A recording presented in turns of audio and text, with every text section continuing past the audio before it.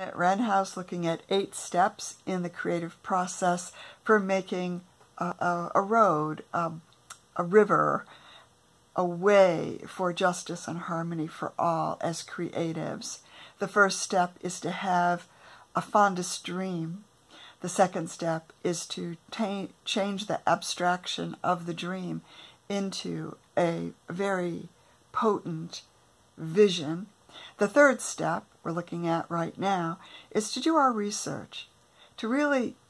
put ourselves into a track of gaining insight and awareness, gathering facts, fact-finding, seeing who has stood the test of time around our dream vision, how it might play out in our own heart and mind as we up-level what has come before us and support evolution in terms of justice and harmony for all, doing our research, carrying a united vision,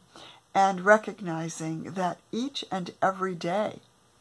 each and every moment in time, we can up-level and shift the meaning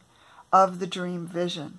We can evolve it, we can grow it, we can manifest a new destiny. This is really empowering to do our vision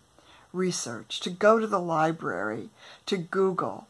to see and sense and feel what is going on in the world right now that we can get behind, that carries the information and the energy of justice and harmony for all, so that we as creatives can engage it through our calling, through our destiny, through what we speak and write and